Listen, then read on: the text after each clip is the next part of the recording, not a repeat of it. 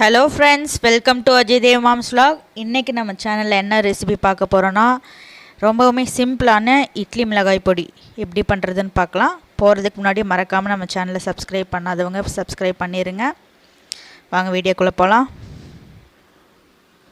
முதல்ல அடுப்பை பற்ற வச்சுட்டு ஒரு பேன் அடுப்பில் வச்சிடலாம்.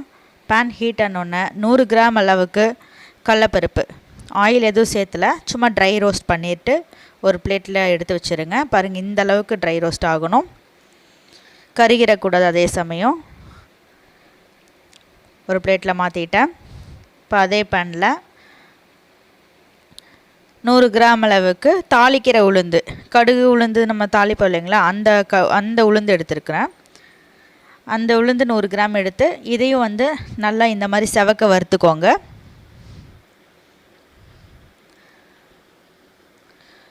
இந்த மாதிரி நல்லா வறுபட்டதும் அதே பாத்திரத்தில் மாற்றி வச்சுக்கலாம். 50 கிராம் அளவுக்கு வெள்ளை எள் எடுத்துருக்கேன். நீங்கள் கருப்பு எள் வேணுனாலும் எடுத்துக்கலாம்.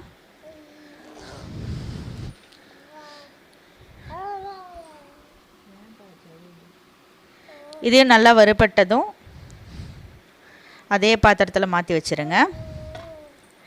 எதுவுமே கருகிடக்கூடாது. கருகுனா டோட்டல் ரெசிபி கொலாப்ஸ் ஆயிரும்.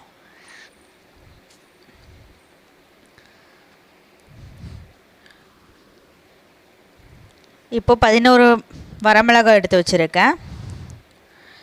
இந்த வரமிளகாய் பார்த்திங்கன்னா காரம் ரொம்ப ரொம்ப அளவாக தான் இருக்கும்.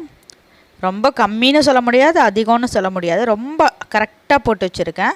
உங்கள் காரத்துக்கு தகுந்த மாதிரி கூட்டவோ குறைக்கவோ செஞ்சுக்கோங்க. கொஞ்சம் காரமாக சாப்பிடுவீங்கன்னா 16 to 17 மிளகாய் போட்டுக்கோங்க.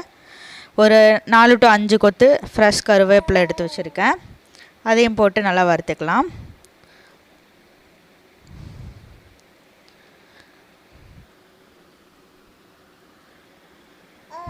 கருவேப்பிலை வறுத்ததும் எடுத்து அதே பேனில் மாற்றிட்டு இப்போ ஃப்ளேம் ஆஃப் பண்ணிட்டேன்.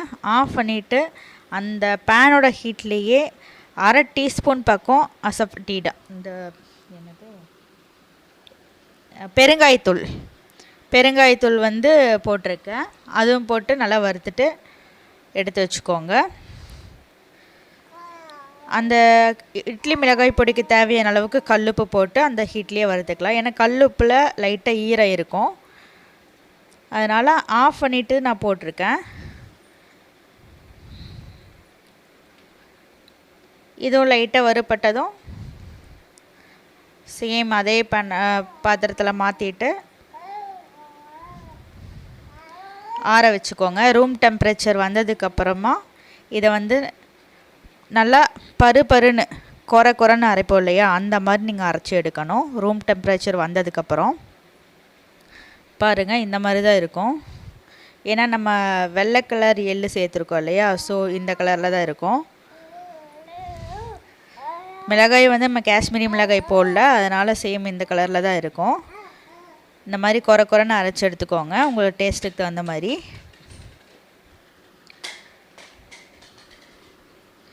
இது நல்லா ஆறுனதுக்கப்புறம் ஒரு கிளாஸ் ஜாரோ இல்லை பிளாஸ்டிக் டப்பாவிலையோ பார்த்து ஸ்டோர் பண்ணிக்கோங்க. இப்போ நான் இட்லி சுடல, தோசை தான் ஊற்றுறேன். தோசை பார்த்திங்கன்னா இந்த மாதிரி ஊற்றிட்டு ஒரு பக்கம் மூடி வச்சுருங்க. 2 பக்கம் திருப்பி போடுற வேலை மிச்சம்.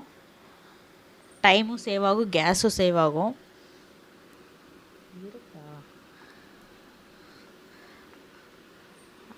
அவ்வளோதான், நம்ம தோசை ரெசிபி ரெடி ஆயிருச்சு.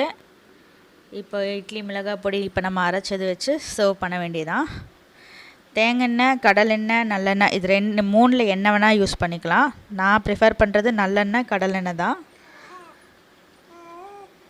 அவ்வளோதான், இந்த ரெசிபி ரெடி ஆயிருச்சு. நீங்கள் இது எப்படி இருக்குன்னு ட்ரை பண்ணி பார்த்துட்டு உங்கள் கமெண்ட் அண்ட் ஃபீட்பேக் எனக்கு சொல்லுங்கள். போகிறதுக்கு முன்னாடி மறக்காமல் நம்ம சேனலை சப்ஸ்கிரைப் பண்ணிடுங்க. தேங்க்ஸ் ஃபார் வாட்சிங்.